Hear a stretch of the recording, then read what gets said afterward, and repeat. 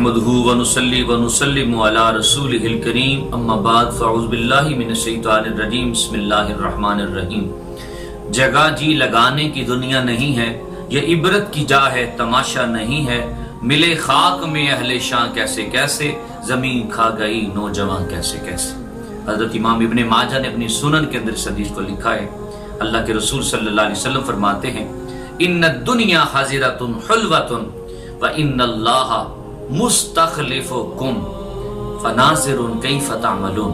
میرے مصطفیٰ کریم فرماتے ہیں لوگوں یہ دنیا اللہ نے سرسبز و شاداب بنائی ہے، شیریں بنائی ہے، اور اس لیے اللہ پاک نے آپ کو زمین کا خلیفہ بنا دیا کہ اللہ تعالیٰ دیکھنا چاہتا ہے کہ تم کس طرح کے عمل کرتے ہو۔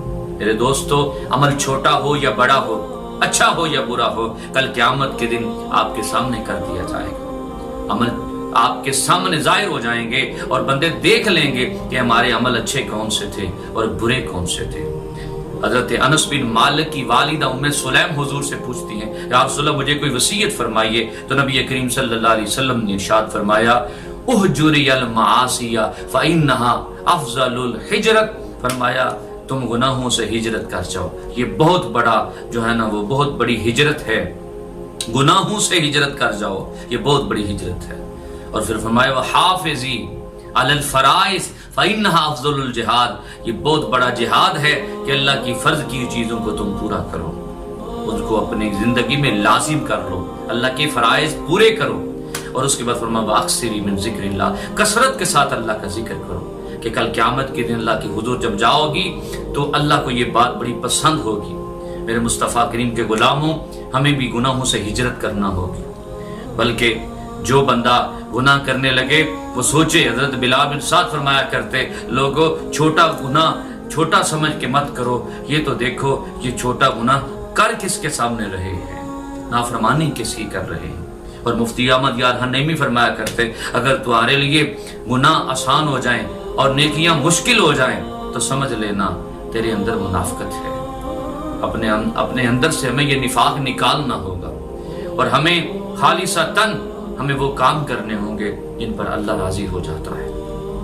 حضرت ابراہیم بن ادہم رحمۃ اللہ علیہ کی بارگاہ میں کسی شخص نے اپنے گناہوں سے بچنے کا اور گناہوں سے جو نا وہ دور رہنے کا جو نسخہ پوچھا تو آپ نے فرمایا اب اگر تو گناہوں سے بچنا چاہتا ہے تو چند باتیں پہلے تمہیں سوچنا ہوں گی، وہ یہ کہ جب تم گناہ کا ارادہ کرنے لگو، گناہ کا تہیہ کر لو تو ایسی جگہ پہ کرنا جو اللہ کی زمین نہیں ہے۔ اس نے کہا یہ کیسے ہو سکتا ہے؟ فرمایا پھر اللہ کی زمین پہ گناہ کرو گے۔ پھر اس کے بعد فرمایا اگر تو گناہ کا ارادہ کر بیٹھو تو اللہ کا رزق کھانا چھوڑ دو پھر گناہ کرنا۔ اس نے کہا یہ کیسے ہو سکتا ہے کہ بار بار اسی کا تو رزق کھایا جاتا ہے؟ فرمایا جس کا کھاتے ہو اسی کی نافرمانی کرتے ہو۔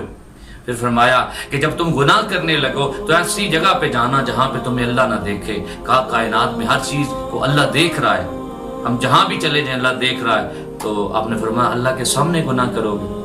پھر آپ نے فرمایا ملک الموت تیری روح قبض کرنے آئے تو ان سے مہلت لے لینا، عرض کی یہ بھی نہیں ہو سکتا۔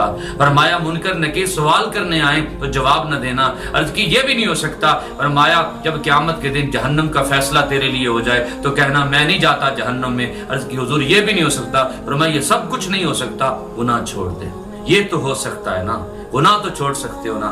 اللہ کی بارگاہ میں دعا کرتے ہیں اللہ تعالی ہمیں ہر گناہ سے، ہر اس کام سے جو اللہ کو ناپسند ہے اس سے بچنے کی اللہ ہمیں توفیق عطا فرمائے۔